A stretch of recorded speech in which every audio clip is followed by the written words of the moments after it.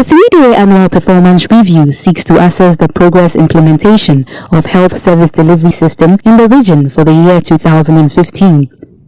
It is also to assist identify challenges and opportunities which affect or promote health service delivery and to finally come out with measures to address emerging challenges with the health sector. Acting Upper West Regional Director of the Ghana Health Service, Dr. Winfred Ofosu, expressed concern over delay by the National Health Insurance Authority to reimburse clinics and hospitals in the region. He warned if the situation continued, it will lead to the collapse of healthcare in the region. Another issue of concern to the Acting Upper West Regional Director is the increase in cases of human rabies, where 15 people lost their lives in 2 years. As of today, February 9th, our health facilities have been reimbursed only up to May 2015. It is sad to note that not even all hospitals are fortunate to have received payment up to May 2015. The impact of this is gradually becoming unbearable for the health facilities, and if no prompt action is taken, healthcare delivery could suffer seriously. As at close of December 2015, the total indebtedness of NHIA to our facilities stands at 19,387,891 Ghana cedis, 55 Ghana pesos. Upper West Regional Minister Amin Amidu Suleimani used the opportunity to lash out at nursing trainees in the region who refused to go for clinicals at the various hospitals in the region. Rafiq Salam's report from WA. And indeed, Rafiq Salam has been doing some checks in the Upper West region and is now joining me over the telephone lines now with a lot more on what he's gathered so far. So, Rafiq, good morning. Many thanks for your time. Good morning, Judge. So, what's the situation in the Upper West region? I'm sure you've been to quite a number of health facilities. I mean, is this situation in any way affecting healthcare delivery? This morning, I went to the WA Regional Hospital, now the Upper West Regional Hospital, and we are talking about 19 million Ghana cedis owed to health facilities in the Upper West region. And out of this, over 19 million Ghana cedis that we are talking about, close to 4 million of that amount is for the Upper West Regional Hospital. And you know the Upper West Regional Hospital serves as a municipal hospital, at the same time serves as a regional referral center for clients in the region. And so what's really happening is that the hospital, according to authorities, are unable to buy medicine and non-medicine consumables for the hospital. This is the case, they have to have the money, go to the regional medical stores and then procure some of these medicines and non-medicine consumers there. And they are not able. And then according to the medical superintendent of the hospital, Dr. William Dudu, he told me that they are also unable to pay their casual workers at the hospital. They are also unable to buy several things at the hospital, and because of that, if care is not taken, the hospital will grant a halt. We are really not even surprised that Noduli hospital is now being referred to as the health maker of the Upper West region, because the Noduli and other hospitals in the region are supposed to gravitate towards the Upper West Regional Hospital. But here is the case, is now the opposite. So people are now moving from the regional hospital to the other district hospital for healthcare delivery, which is no good. I also bumped into one guy, his name is Muslim Idrisu, and he told me that the past week he had his father there, and then also a friend, and it cost him 1,000 Ghana cedis. And then because he had to buy this medicine and medicine consumables outside the hospital, and I may think that if the health insurance, if the money was paid to the health facility, they will have paid that much. And so here at the regional hospital, the drugs are not there, the medicines are not there, and so you have to buy the drugs outside. So, and I presume this has affected a number of persons who usually come to this particular health facility to seek treatment, right? Yeah, that's what I'm telling you. That exactly. Like I told you, I spoke to several people who are there, and the only medicine that they could give you at this facility maybe it's paracetamol and also the other lesser cost drugs. Just a week ago, I was at the hospital and we took a patient there, and then medicines like Buscopan, you couldn't get them at the hospital. Any medicine that sometimes that is above 20 or 30 Ghana cedis, you can't get it at the hospital. And so it's really worrying here right now. If you're taking your patients to the hospital, means that you have more into your pocket in order to save life at the hospital here. All right.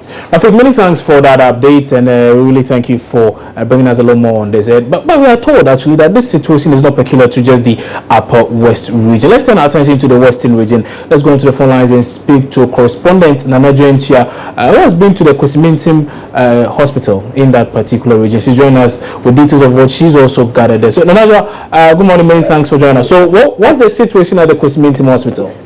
Well, good morning, Sensei. Well, I'm told that since May 2015, they haven't received their claims amounting to millions or huge sums. I'm unable to get the right figure, but the superintendent medical officer, Dr. N.S. Anderson, tells me that it's been very challenging since June, and they find it very difficult even paying their temporary staff that they have engaged to help them in running the day-to-day activities of the hospital.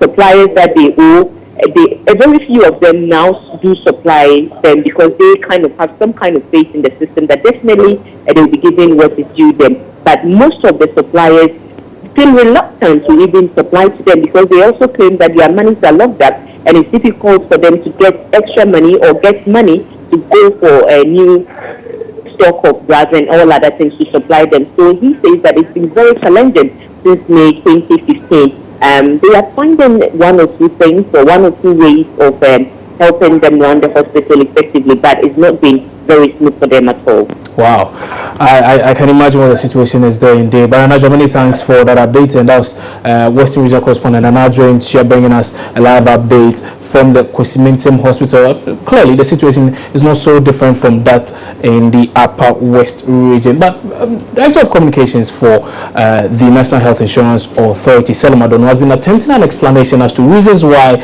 there's been a delay in the reimbursement of these monies. He's been speaking this morning on the AM show. Let's take a listen to him. Yes, 90 million appears like a lot of money, but from what we do, I wouldn't say it's not a lot of money, but the hard fact is that we make payments of about 3 million cedis every single day, or we incur about 2 million cedis every day. So if you put that in context, then you can see where 90 million cedis places. So it means that in a month, we incur or pay about 90 million cedis. So you can put that in context. So the last time we made payments was in respect of May or so. But I'm aware that some payments are being processed and some payments are either going to the providers or will go to the providers by place of this week. So, it's kind of, it's taking quite some time, but we think that we will to surmount the difficulty we're having currently and close the gap.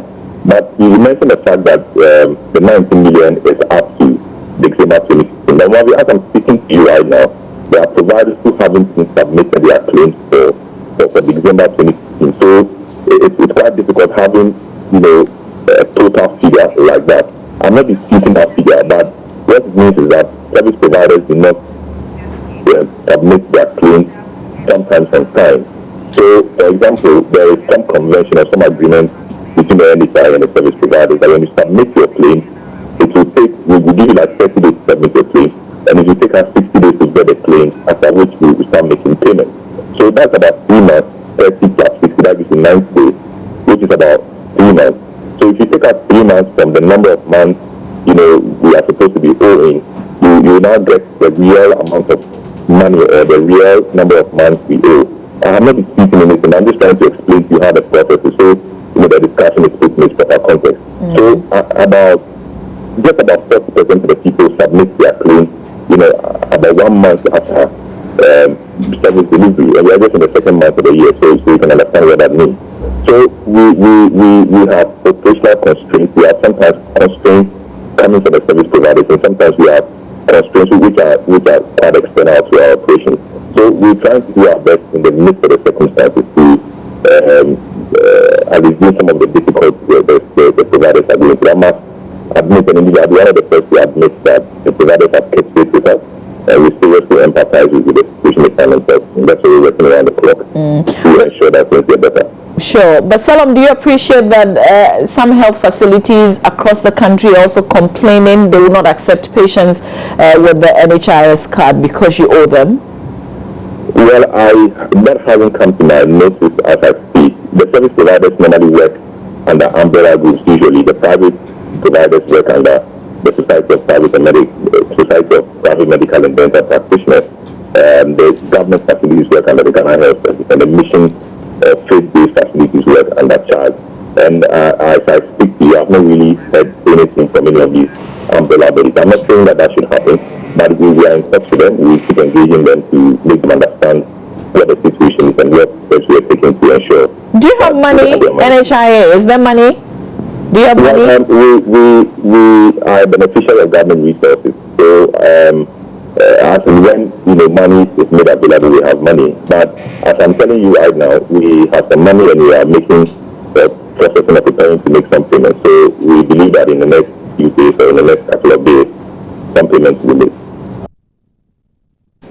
Okay, so that was the Director of Communications for the National Health Insurance Authority, Salom Adono, speaking there to my colleague Mamavi also about it earlier on the AM show. I'll be bringing a lot more on this subsequently. But two persons have allegedly been shot by police at the Mampong Midwifery Training School. A teacher and his brother were allegedly shot by police in Mampong after they were mistaken for robbers.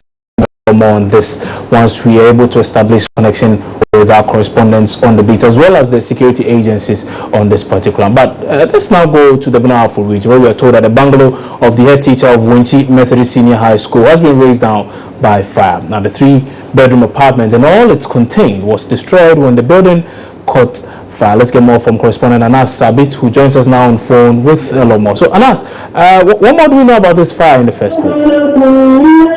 Hello? Yes, Anas.